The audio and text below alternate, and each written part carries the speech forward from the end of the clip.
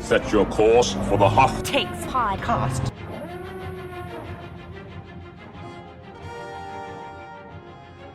All right, hello, and welcome to yet another episode of Hoth Takes. I'm Grace Seegers. And I'm Eric Geller.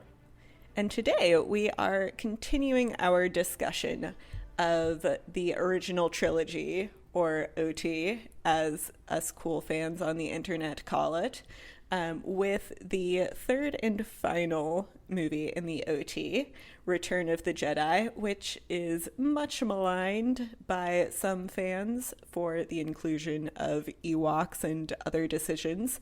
But I personally am a Return of the Jedi apologist. I think it's a super fun movie.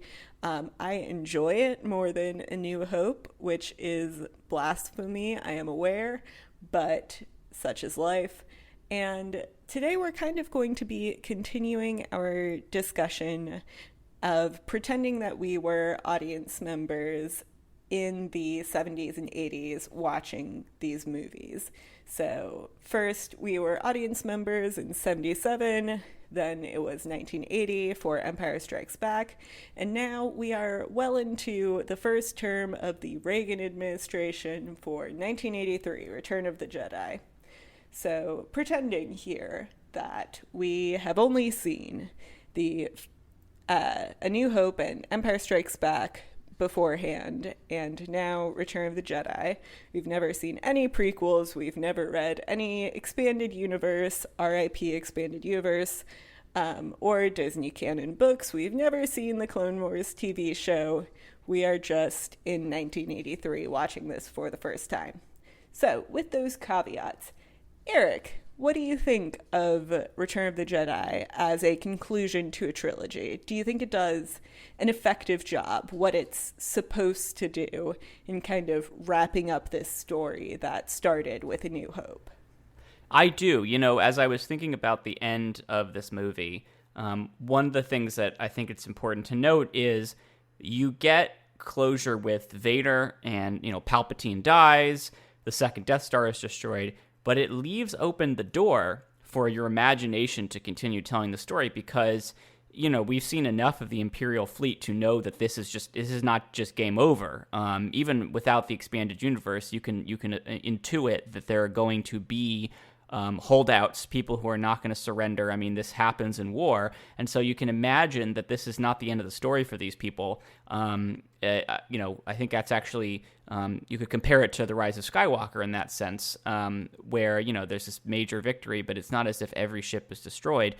It does give you nice, clean resolutions for a lot of the tensions with our heroes, right? Luke, his relationship with Vader reaches a nice, satisfying point. Han and Leia's relationship is, you know, in a sense consummated, right? They acknowledge that they are, you know, have feelings for each other, and they kiss, and that is sort of a formal kind of quote unquote relationship at that point. Obviously, you know, we know that things go wrong after that, but 1983, that looks like it's the happily ever after type of connection for the two of them. And then obviously on the bigger scale, the political dynamic shifts somewhat. And again, even without, you know, Truce at Bakura and all those, you know, the Thrawn trilogy and all the books that happen after Return of the Jedi, you know, you can tell that if you wanted to tell more stories here, you'd be able to. So it handles that really nicely. I think it does wrap things up, but it's not like this is a true happily ever after in the literal, you know, textbook fantasy story kind of way. There is an open door here for some of this conflict to continue. Yeah, I would agree here. I think that it's a very satisfying conclusion, while, like you said, still leaving things open. I mean, we end with an Ewok dance party, but we know that there are still things that need to be resolved. And I also thought while watching it again, because it's been several years since I've seen Return of the Jedi, and actually since I've seen all three of the original trilogy movies in a row. And I really kind of appreciated, for the first time maybe, how Return of the Jedi really is thematically very similar to A New Hope. You are starting off with another Death Star. You're starting off in Tatooine, where the story started for Luke, and with all of these cool, fun monsters. And like, I'm kind of jumping around in my notes here, but like A New Hope, Return of the Jedi has more of a clear morality than Empire Strikes Back. We talked a lot in the last episode about the sort of gray morality of Empire compared to kind of the clear-cut black and white, good and evil, light side, dark side of A New Hope. And Return of the Jedi kind of does a return to that. I mean, there's still some gray in terms of Luke's battle internally over light side and dark side and external battle with his father. But I want to ask, are we satisfied with the kind of return to that clear morality of this movie? So do we think it's realistic how Luke is able to resist the dark side despite some setbacks, and how Vader is redeemed and essentially becomes Anakin Skywalker again? How do we feel about that after coming from the sort of grayness of Empire? Is it satisfying or is it a little too neat? Yeah, I mean, on the one hand, Star Wars, has always been a fantasy story, and so to expect extreme nuance, especially in the core Skywalker, saga, and especially in a concluding story, has always been, it's always been folly to expect things to get really, really super nuanced. That being said, I do have, times where I watch this movie and I think that, yeah, Vader did not deserve that ending. I mean, he, this is where you sort of get into the tension between really, immersing yourself in the universe and thinking about everything, not just that you actually saw happen, but also that he must have done off screen. The tension between that analytical framework and the sort of the analytical framework that I think George Lucas was applying, that the idea that this is a kid's movie that is supposed to teach you about good and evil and how, it's never too late to do the right thing. I mean, that is the framework that I think he applied as he made the movie. He certainly talked about what he was trying to do with this movie. And so there is a tension there. Now, personally, I think you can still tell a story that teaches the right lessons without taking the easy way out on somebody like Darth Vader. I think when you get to this last part of the movie, it's almost like, Lucas knew that he wanted Luke to have closure with Vader and with Anakin, and that the only way to do that really was to basically give Luke the victory that he was seeking, which is, I know there's good in him, I know I can redeem him, and that had to happen in order for Luke to reach his sort of that point in his hero's journey. You could call that the end of his hero's journey, and everything after that is sort of the postscript. But yeah, and of course, to do that, you've got to allow Anakin Skywalker to emerge, and that creates a lot of tension, especially for people who, again, like I said, have been thinking a lot about, the things that Darth Vader did in his life. So it's a complicated question. I don't know that I have a yes or no on, like, do I think that it was appropriate? I will say the more I think about it, the more I lean toward it is a little bit too much of a cop-out. And listen, I mean, part of that goes to maybe when the Force is at work, there are just some kind of spiritual cleansings that can happen in a way that in the real world, where we don't have this mystical power at work, can be hard for us to understand. I mean, I don't even know necessarily if that explanation makes sense, but I guess what I'm saying is, in this fantasy world, maybe the rules of what the cosmic force thinks is redeemable and what it doesn't are different than what we would expect if we tried to apply that moral framework to our own real world. I think that's getting a bit like woo, Space Force-y, explanation-y, which is not a great way to rebut your argument, but it's a bit much for me. I think that it's just ROTJ is more of a kid's movie than Empire is. It's more similar to A New Hope in that way. And this is, like you said, I think you made a really good point about how it's basically a fantasy story that's just talking about good and evil, and this is an easy way to do that, and to also teach about redemption, which is an important story, important lesson. And I personally think it's a bit too easy to just kind of let Vader off the hook and to give Luke that kind of closure, because in real life there isn't that kind of closure often, and it's messier, and redemption is harder and requires more work than just one good act at the end of your life and then you die. But at the same time, this is Star Wars. It's a fantasy story. It's not meant to have that level of complexity necessarily in the core movies. Like, that's something that can be explored more in other properties. And I think in the original expanded universe books, there was a good kind of dealing with the moral complexity and the legacy of Vader and all that jazz. But of course, none of that is canon anymore.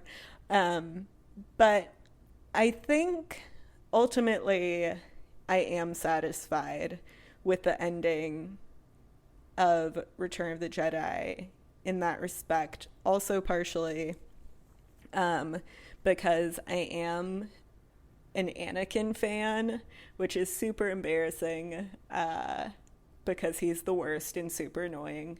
But now going back from pretending I'm an audience member in 1983 to just being my real actual self who has seen every property, I think it's a nice conclusion for Anakin's story. And when you think about all 6 movies in terms of being Anakin's story, it's a nice little bow to his journey.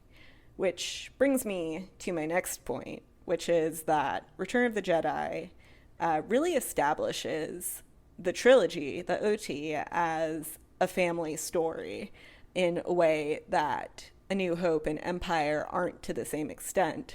I mean, in A New Hope, as far as the audience is concerned, none of these people are related. They're all just strangers who happen to be going on this cool journey together. And then Empire establishes Vader as Luke's father, so that brings the familial element into it and hints at Leia being Luke's sister, but it's just a hint. But Return of the Jedi really solidifies it as a family story, because we have Luke confronting and redeeming his father, Leia being Luke's sister, and their relationship being developed in that way. So looking at the first 2 movies in the trilogy from the perspective of, okay, now we've seen Return of the Jedi, how does our understanding of this as a family story kind of change our perspective on the first 2 movies in the trilogy? Well, part of it goes to something I was going to say about Anakin, and this being the Anakin story, which is, his failure in the prequel trilogy is ignoring the Jedi warnings about attachments and how they can lead you astray. And yet his redemption in this movie comes about because of his attachments. He only saves Luke because of who Luke is to him. If Luke were some random person who was in that same situation, I don't think he would have betrayed the Emperor.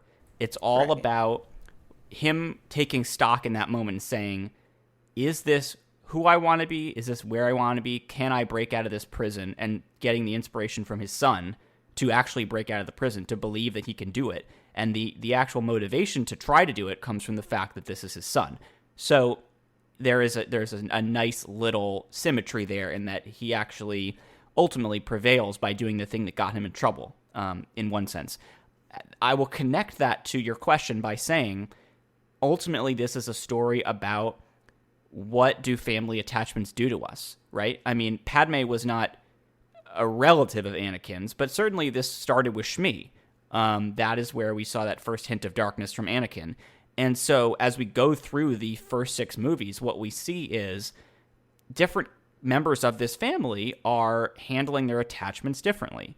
When this all gets wrapped up in Return of the Jedi, and Luke does save his father through their familial connection, what we see sort of retroactively across the three movies is Luke succeeding where Anakin failed in terms of managing his attachments. And in Empire, there is that note of warning, which is, from Obi-Wan and Yoda saying, be careful, the Emperor wants your power and he will do whatever it takes to get it. And again, Leia and Han, well, as far as Luke knows at that moment, Leia and Han are not related to him. However, it's thematically linked with this idea of family attachments because he's going on this impulsive mission to save people that are close to him. And again, you have the Anakin Padme connection there, where they're not related, but they have that close connection. And yet Luke is able to resist the dark side in both Empire, when Vader tempts him, and Jedi, when the Emperor says, kill your father and join me. He's able to overcome those temptations by managing his desires to protect people close to him in a way that Anakin just couldn't do it. And so that's what I think you get with this movie. It's sort of the capstone of this exploration of what does it mean to be tempted and to have allegiances to people close to you, and how do you manage that, and how do you act on that in a responsible way. And I think Jedi sort of puts the bow on that and makes it clear that that's what this is about all along. I agree with you like 95% on all of that, and about Star Wars being really about a family story and about attachments. Where my one point of disagreement with you is that I think actually in Empire, Luke fails, and he isn't drawn into the dark side, but that's more because of circumstance, I think, than anything else, because it is his attachment to Leia and Han, where because he is unwilling to let go of them and to trust them to handle things on their own, even though they might be in danger. So because he has this vision of them in danger, he decides to abandon his training despite the warnings of both Yoda and Obi-Wan, and despite both of them telling him attachments are bad and this will get you drawn into the dark side. He ignores their warnings. He's unwilling to let go of his friendships. And so he goes to Cloud City and ultimately gets his hand cut off and is emotionally devastated. And I think the fact that he's not drawn into the dark side at that point is less to do with him actively resisting the dark side and more with him resisting his father. It's more personal than that, and him wanting to escape from the truth of who he is, who his father is. And so he's at the point where he's literally like, well, I would just rather fall down several stories than deal with this right now. Which is relatable. I get it. I too would rather fall down several stories than deal with difficult family problems. But I think that it's in Return of the Jedi where he has learned to let go of his attachments, but it's a struggle for him because he sees the Rebel fleet failing and is getting really angry. He does almost kill Vader. It's only when he cuts off Vader's hand that he's like, whoa, we both have mechanical hands. Wow. It's connection of some kind. And that's when he realizes that he is able to let go of his anger. But I think that it's not easy for Luke to get to that point. And first, there is some failure there, even in Return of the Jedi, when he's more secure and self-assured, that there's still, at the ending, that little sense of, well, will he go to the dark side? And I mean, of course, he won't. But I do think that Return of the Jedi does that well, of showing Luke's journey in that way. Yeah, I mean, definitely he's not perfect in Empire. He is. He has that Skywalker family impulsiveness, that need to control. Again, it's ironic that Yoda says, you need to learn control, because really he feels that he needs to have control over the fate of his friends, just like Anakin needed to control Padme's health and safety.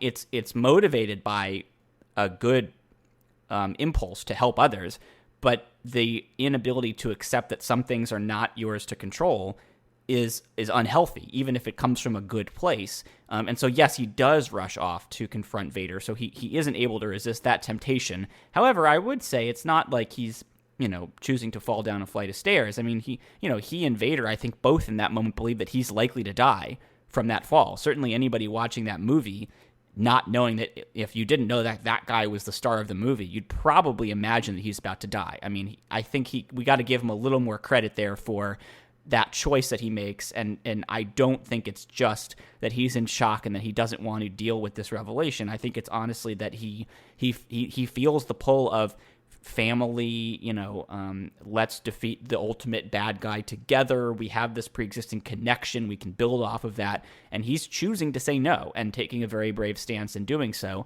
As far as Return of the Jedi is concerned, I don't think that his first moment of sort of maturity and resisting the urge to fight comes when he sees, that he and Vader have this same kind of more machine now than man, thing developing.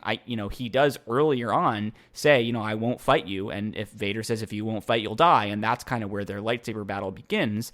And he approaches that moment in a very zen way, not wanting to fight, rising above those temptations. It is only when Vader plays on, the relationship with Leia that he actually starts to go bonkers, if you want to use the technical term for it. And that is ultimately when that's the part of the fight that culminates with him almost killing Vader. So again, there's evidence here for both, the perspective that Luke is able to succeed where Anakin failed, and the opposite, right? Because ultimately, when he charges after Vader, when Vader mentions Leia, that is the same kind of failure that led Anakin down the dark path. So it's not as if he's perfect at any point in Return of the Jedi.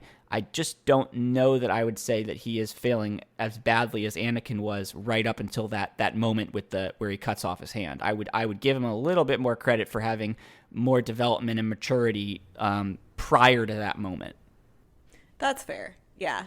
I would agree with that, and agree with your position about Luke being pretty zen until Vader mentions Leia, and then you're right, he goes bonkers. He is, I think, something that's so striking about Return of the Jedi, especially coming right after Empire Strikes Back, is that from the very beginning of the movie, Luke is just so much more mature. He's a lot more confident in himself and his capabilities in the Force. And he's really come to terms with his past in a way that's very responsible. And that kind of brings me to my next discussion point, which is about our trio and the three key characters in this movie, Luke, Han, and Leia, and whether this is a satisfying conclusion for them as individual characters. And I think with Luke, without question, he has such a great arc over the three movies, and in this movie in particular, just starting from Jabba's palace with him being this confident Jedi Knight, to him going to Yoda's little hut on Dagobah and being able to acknowledge his mistakes and give his apologies for leaving his training, to his conversation with Obi-Wan, to the final confrontation with Vader. Like, he's really, over the past three movies, grown up, and you see that in this movie particularly. And he gets this really beautiful ending where he's able to find closure with his father and defeat the Empire and move on to bigger and better things. But I think that compared to Luke's arc, for me personally, Leia and Han's arcs are much less satisfying. But before I go into my reasons for that, I wanted to ask you first about what do you think about the three characters and how this movie treats them? Well, I will say that even though we don't really see how Luke gets to this point, the amount of time that passes, I think, makes it believable. And, I agree with you saying that he, look, I think he does have the clearest, most logically developed arc of the main characters in terms of, we can tell from the, point in A New Hope where he says, I want to become a Jedi like my father before me. It's like, well, okay, you probably are not going to have the character say that if you don't want them to succeed at that goal. I mean, that is the hero's journey, and it's not very satisfying to tell a story where the hero never ends up completing the journey, especially not back then. That was what was clearly being planned. How he gets there is another question. But yeah, I think it was always obvious that he was going to become, to some degree, a master of the Force. And so that's straightforward, the sort of the magic boy learns how to use his magic, right? I think well, maybe we should talk a little bit about how I think, Han and Leia get less well-rounded stories here. And part of that is just because this is Luke's trilogy. We all know that. But, they certainly don't, there's a way to set up this trilogy as Luke Skywalker and then supporting characters Leia and Han. To their credit, I think they make it pretty clear in, the marketing materials and the promotional photography and all that this is really a trio story to some degree. Even if Luke and the Force stuff is at the center of the main story, you would expect better from the way that Leia and Han have their stories developed. You would expect them to have more fully fledged stories, even if they are to some degree the B story to Luke's A story. And I know that you have some pretty strong feelings about, the role that Leia has in this movie. I do indeed. Yeah, I mean, we all know of my love for Leia, but that really is, my love for Leia comes despite the storylines that she is given in the original trilogy. And she has more to do in Return of the Jedi than she has in the other two films. And I appreciate that. But it's still pretty sexist because even when she has things to do, they're kind of overshadowed by her status as the female character. So, for example, in Jabba's palace, she goes and she saves Han, and it's a very badass little play that she does where she dresses up and covers her face and pretends to be an alien, and does the little trick with the bomb saying she'll blow up the palace. And then in the dead of night, she goes to unfreeze Han, and Jabba's onto her. And so she is pretty much set up to fail. And then the next time we see her, she is in the slave bikini, which for some reason has kind of, in our pop culture imagination over the past nearly 40 years, been turned into like a cute, sexy moment where she's wearing this hot bikini. And then, eventually she kills Jabba while in her hot bikini. But it's really degrading. Like, yes, Carrie Fisher looks great, but that's not the point. The point is that they took the only main female character and for a good chunk of time put her in a really degrading outfit and put a literal collar around her neck. And in my opinion, having her kill Jabba doesn't counter that. Is that really an empowering moment if she had to be degraded to get there? And that was a conscious decision by the writers and directors to put her in that position. So even though it's played off as kind of a girl power moment, it really rings hollow to me. So that's just one example. Another good example is she is participating in the speeder chase on Endor, speeder chase holds up, even though you can tell it's like kind of CGI-ish, green screen. I still think it's really cool. But then, of course, she falls off her speeder and then turns into like this mother figure for this baby Ewok, which is just weird. Like, she becomes the bridge to the Ewoks other than 3PO, but for her it's very much a maternal role. And then when you see her in the Ewok camp, suddenly she's in this dress with her long flowing hair.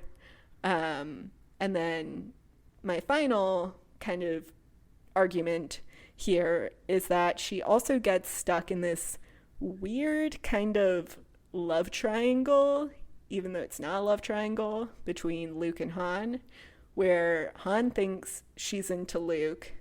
And it would be pretty easy for Leia to be like, no, I'm not into Luke. But that keeps going for like 45 minutes where she's in like this kind of weird triangle thing. It's just, every time she does something cool, she gets hurt or gets thrown out of the picture, or is also wearing a gross bikini. And it's just frustrating that, yeah, she's doing more, but also the situations in which she are placed is still pretty sexist. Yeah, the love triangle thing is something that stood out to me because that's like one of the most annoying things to me about storytelling in general, is where there's a secret that one or more of the characters knows, and it would be fairly easy to tell the others. It's not like they are hiding it for some good reason or for the other person's own good or because it's just too scary for them to admit, but they don't reveal it, and it creates more drama. And then later, once the writers have had the satisfaction of these dramatic, scenes, then the character can unburden themselves and things get resolved. And it's like sometimes as I said, there's a good reason why you can't say something in a particular moment, and that leads to misunderstandings that are regrettable but unavoidable. This was not that. I mean, I think back to that scene on the bridge of the Ewok, village, and it's like, could you tell Luke? Is that how you could tell? And then she's like, oh, I just don't want to talk about it. And he's like, I'm sorry. And it's like, I don't understand the emotions that were happening there. Like, I know what I'm supposed to think was happening, which is that she is overwhelmed by this revelation. She's sad. She genuinely loves Luke, even if it's as a sibling, and she's sad that he's going away. He's probably going to die. And Han comes out and misinterprets the whole situation as romance, and she is just overwhelmed and can't clarify it. But it's like, Leia would not be overwhelmed by this to the point where she couldn't tell Han, like, no, you're misunderstanding. This is what it was. Like, if there's anything we know about Leia from the first two movies, it's that she is a steely person. And even when she is, dealing with a lot of stress and a lot of trauma, such as, her entire planet being destroyed, for example, she is even-keeled and she's able to stay focused. And that's not to say that she's not allowed to break down. Like, I'm not saying that she can't cry or anything like that. Just that, like, this was to me a very unrealistic portrayal of how she would manage the things that are going on in her life. Like, I don't believe that she would break down in that particular way at that particular moment. So that was just weird to me. I don't know. I as far as the Ewok stuff, I saw that a little differently. My read on it was like, she's the only one of the three who would actually not only be able to handle meeting this strange species in a mature way, as we saw Han is not very good at that, but also, unlike Luke, she has that kind of diplomatic skill set where she's able to engage with a previously unknown culture and form bonds to the point where she's able to convince them, I guess with C-3PO's help, not to eat, Luke and Han. And so I didn't necessarily read that as she's being a mother to this, to this Ewok. I mean, Wicket is not a baby. We see babies in that scene. He's not one of them. So I don't know that, clearly he's cute. He's cuddly. We're supposed to think of him as a teddy bear.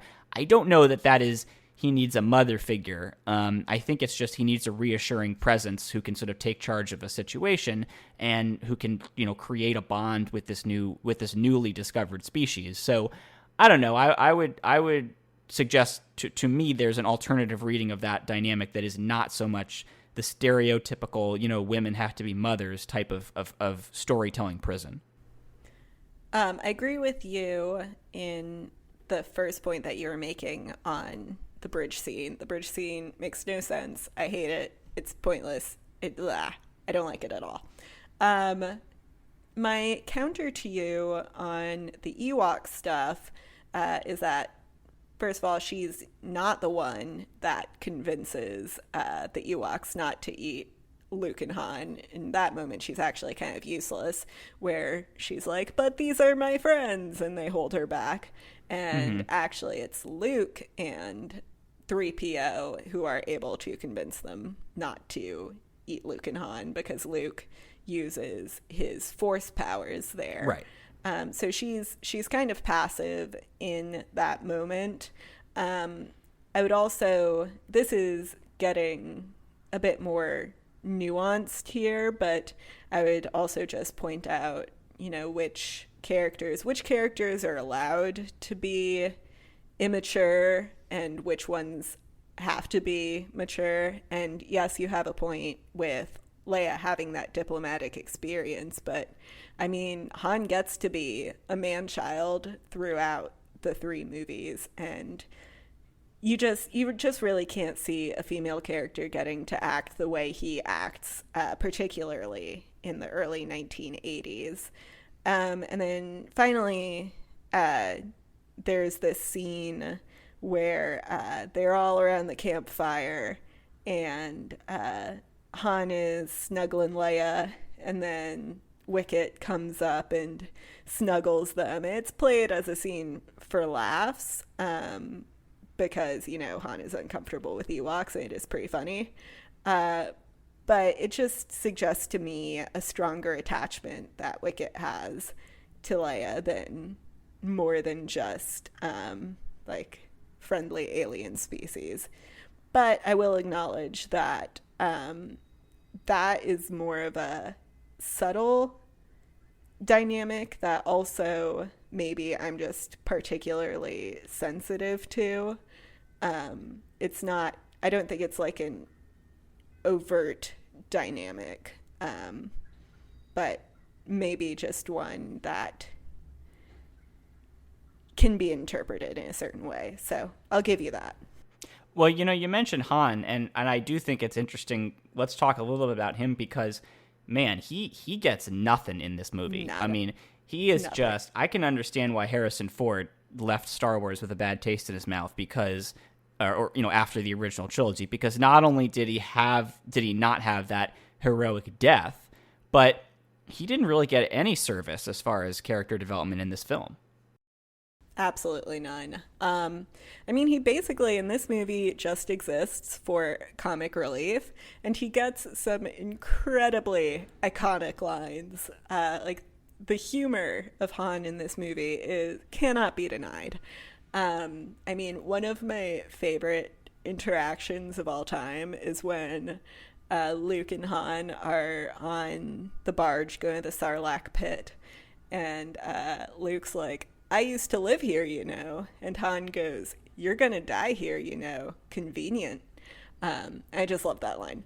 And there's so many good lines like that. He's very funny, but he has absolutely nothing to do. The only thing that he kind of does is he's announced a general leading this ground team on Endor, but even when he's on Endor, he's like pretty useless. He can't even open a door properly, which also is played for laughs, and he can't fight the Imperials without an army of teddy bears. So yeah, I mean, he really has nothing to do, and compared to the emotional heft of the first 2 movies and having him go from being smuggler to reluctant hero, to man who is willing to sacrifice himself in Empire, and then in Return of the Jedi to just be there for jokes and an awkward pseudo love triangle. That's a real disappointment for his character. Yeah, I mean, I think we could say that his biggest accomplishment in this movie is tricking the Imperials in the bunker into opening the door with the ATST. That's sort of the most concrete success that he has in the movie, and it's a very specific, discrete moment. It's not some kind of big development in his arc or anything like that. It's not some Joseph Campbellian hero type of progress. It is, I think you could say this is, Han's lack of character development in this movie is probably the critique of the original trilogy that you'd probably get the most fans to agree on. I mean, I know there are a lot of people who don't like the Ewoks and the CGI stuff like that, and I know we'll talk a little bit about that, but I think this is probably the area where you'd find the least disagreement that this was not handled well, which is rare to find broad agreement on something that was bad about this movie trilogy because of how hallowed it is, but I think this is it. I mean, it's really Han not getting what you would expect him to get. I mean, Leia gets more than he does in this movie, and we've already talked about how many things there are in this movie to question about how they portray Leia. He does get some good lines, though. I mean, and he gets some funny scenes, like, the scene with what I thought you were going to mention is him and 3PO, where 3PO is asking the Ewoks for help and Han keeps tapping him on the shoulder. I think that was really genuinely very funny. But that's pretty much the only role that he plays in this movie. Yeah, he has a very unsatisfying role. And I think part of that is that the Han-esque role goes to Lando, in a sense, in that Lando gets control of the Millennium Falcon and is the one doing the trench run along with Wedge, my beloved, and killing the second Death Star. And I think, I have absolutely no problem with that. We already know I'm a Lando fan. But that would have seemed to be the role that Han would have played. It's certainly the role that he played in A New Hope. But in Return of the Jedi, he's kind of saddled to Luke and Leia and their respective plot lines in a way that is detrimental to his own.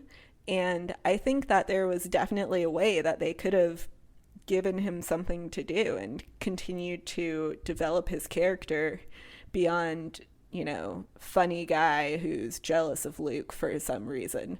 But they did not choose to do that. And so here we are with a very one-note Han whose characterization kind of undercuts that of the previous two films.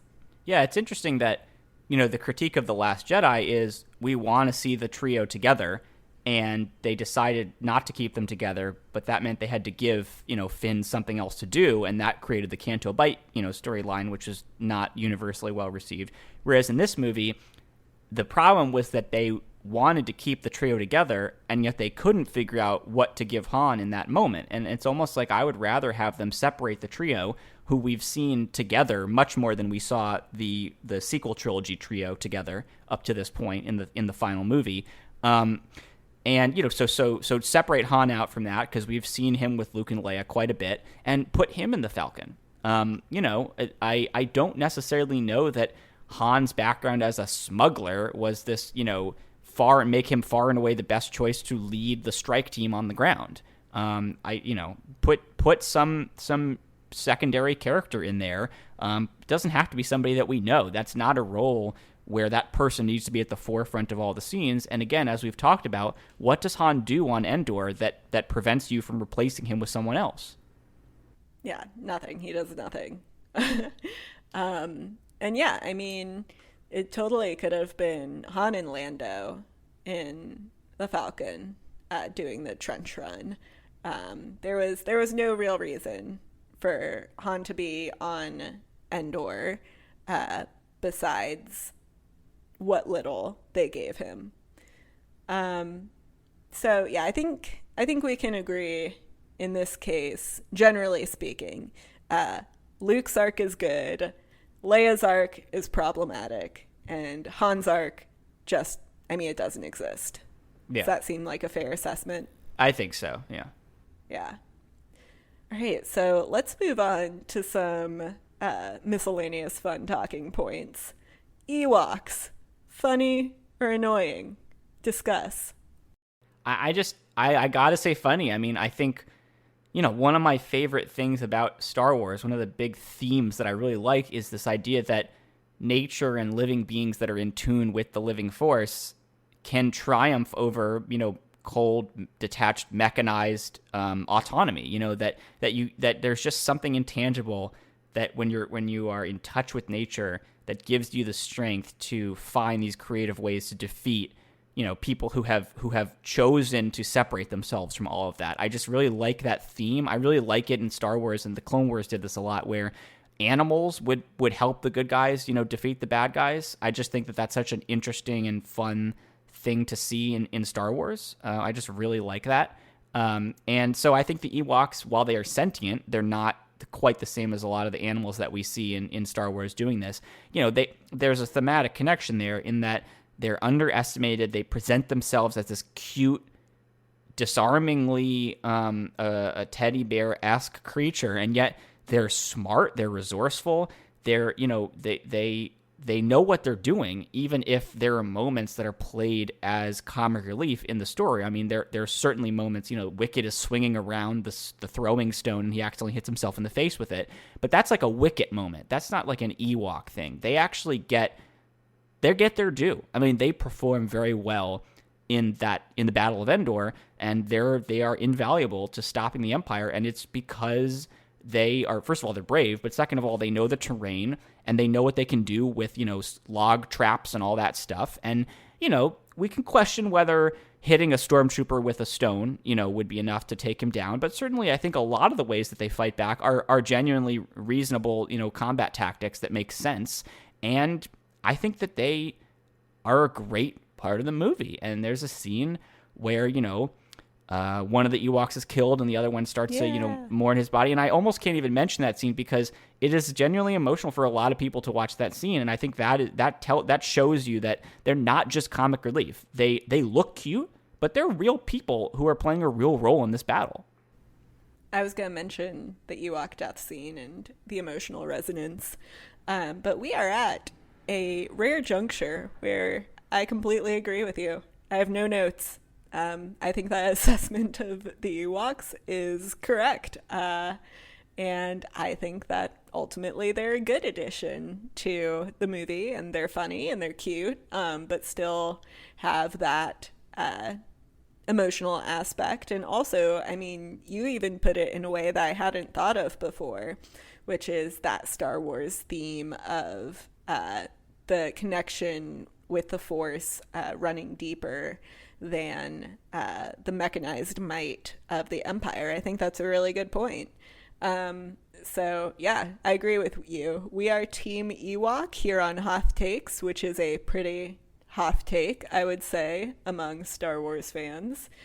And that brings me to a corollary, however, to the Ewok discussion, which is 3PO in this movie drives me insane. I find him so grating. And for some reason, his whole thing as king of the Ewoks, I just think is very annoying. So am I incorrect in that take? I mean, I would just like to hear more about why you feel that way. I don't know that I have strong feelings. That the king stuff doesn't bother me. I guess the only argument you could make against it is in the vein of what I was just talking about with the Ewoks. It does treat them as simpletons and primitives. And they certainly don't use technology the way that humans do throughout most of Star Wars, but that doesn't make them cognitively primitive. And yet I think the king stuff does treat them, that there's an element of sort of, European explorers and their technology being, believed to be magic or things like that by the native people that they come in contact with. And an undercurrent of that, at least as that's portrayed in popular culture, is, these stupid people don't understand our modern technology, and we can dominate them because they will defer to us as gods, and they're just savages. And I think that there's an undercurrent of that in the king stuff. I don't necessarily know that is the goal of that scene. I wouldn't say that was what George Lucas had in mind. Certainly you could make the argument that it brings that up, But I'd be curious to hear why you see, 3PO in that light. I think that is a big part of it. I mean, we already know, and it has been said by smarter people than I, that there is a real undercurrent of colonialism to Star Wars in general, and you can see it in a lot of the movies and in this movie as well, where there's this indigenous species that, ends up bravely fighting for the right side.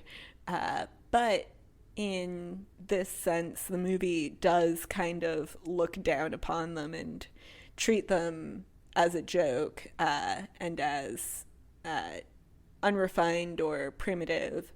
And I think that is part of why the 3PO plotline with him being a god really bothers me, because it brings that undercurrent to the forefront. And I don't think that was George Lucas's intention, but that just shows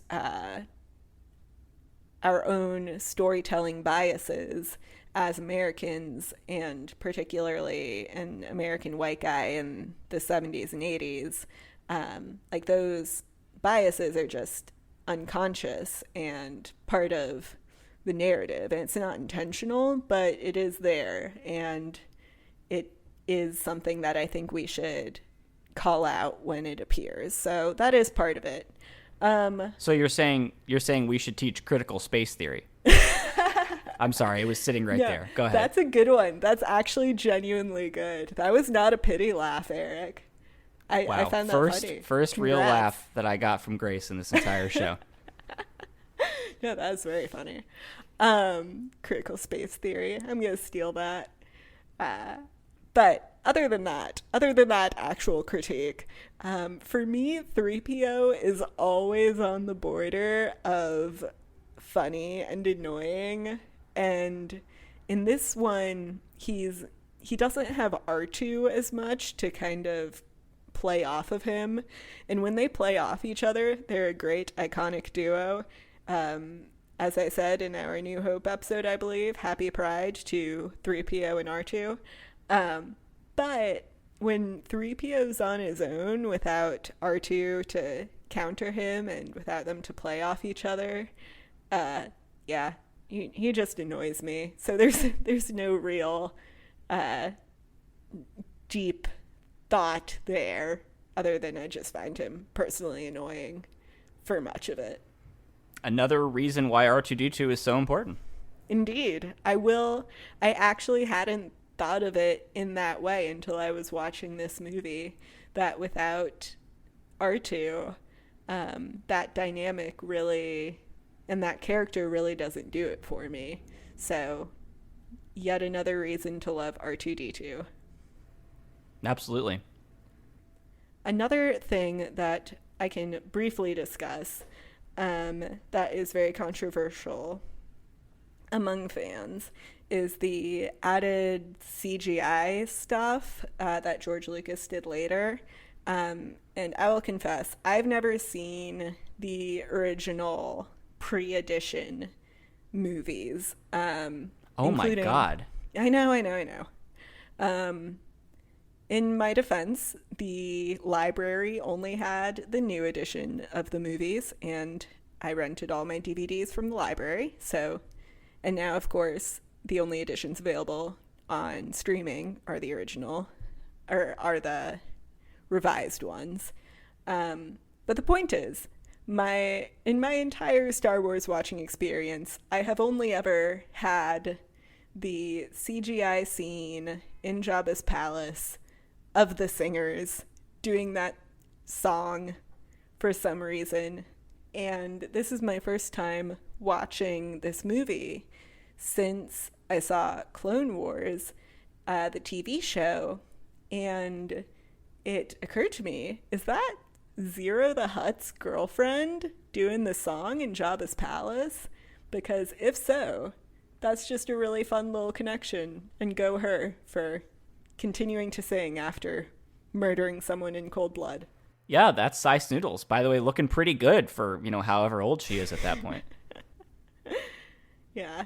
And I think, well, first of all, as an aside, I have to mention that when I first saw Return of the Jedi when I was like 10 or whatever, I hadn't realized that there had been changes.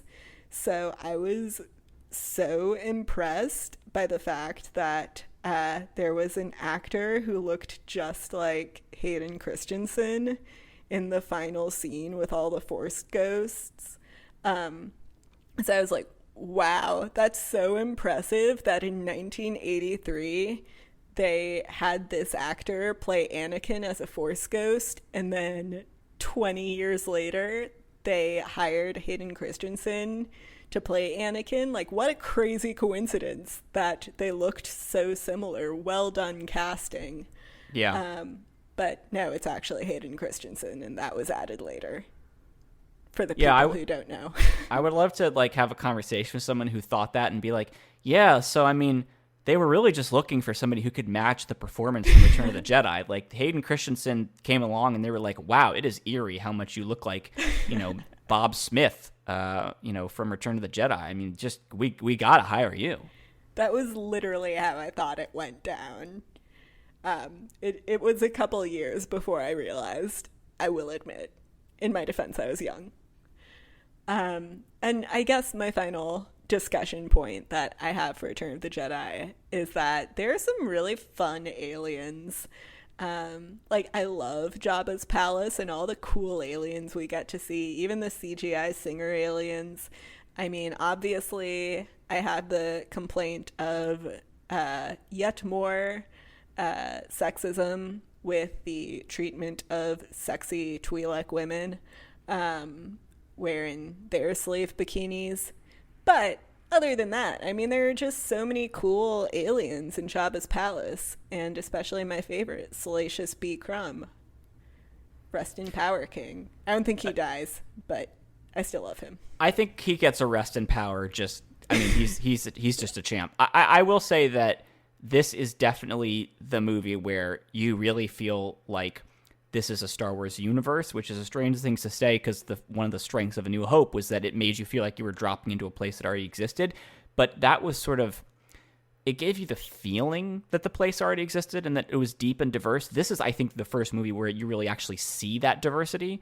You actually see all these places that aren't part of the Star Wars, the Skywalker story. Like pretty much everything in the previous two, with the exception of, Bespin, which you don't actually see very much of, is like, this is like Skywalker saga, good versus evil, like locations and characters. This is where you really actually start to see firsthand the wild diversity of settings and people outside of that dynamic. And obviously, just as a storytelling point, that's great. It makes the place feel bigger and more interesting. It takes the sort of the exoticism of the cantina, just in terms of a place that you've never seen before in cinema, and it magnifies it to 100. But also just visually, if you're just talking about from a movie-making standpoint, it's gorgeous. Just the colors are amazing, especially after the relatively bland color palette of Empire Strikes Back, which was, bleak on Hoth and then, two-tone on Cloud City. This is just a riot of colors, and just from that perspective alone, I mean, I think there's just a vibrancy to it that the previous two movies don't have. Yeah, I would definitely agree with your assessment on making it feel like a wider world for the first time and really getting to see and feel that alien diversity and the diversity of locations, and I really appreciate it. I think it's just such a fun thing. I'm sure the blue elephant puppet guy in... Max Rebo. Love him. Yeah, What Max a king. Rebo. I was just about to say, I'm sure he has a name, and he did, and you knew it, which of course you did. Tell me any character, and I can name him. This would be a fun game. No, let's not do that right now. Yeah, not right now. It'll take too long. But Max Rebo, like every time I see him, he brings me joy. So shout out to you, Max Rebo, and Salacious B. Crumb in particular. Great puppets. They will live on in our hearts forever. Yeah, gotta give a shout out to the excellent musical performances in Jabba's palace. Obviously, a lot of platinum record selling artists there. It was the Star Wars version of Woodstock, I think you could say. Certainly, they were probably doing just as many drugs in Jabba's palace. Yeah, like Bonnaroo for aliens. Yeah. And thank you so much for listening. If you want to share your thoughts about this episode or suggest topics for future shows, you can always email us at hothtakes@gmail.com or find us on Twitter @hothtakes. I'm at Grace_Seegers on Twitter. Eric is at Eric Geller, and Haley, who is still out on maternity leave, and we miss her very much, is at Burdinator. Haley made our incredible logo and banner art, and Eric edited the show and put together our music. Although, as always, for legal purposes, we should note that all Star Wars themes and sound effects are the intellectual property of Lucasfilm. You can find a complete archive of past episodes on our website, hothtakes.wordpress.com. If you like the show, share it with a friend. Just tell them to subscribe on iTunes, Google Podcasts, Spotify, or Stitcher. We'll see you next time. May the Force be with you.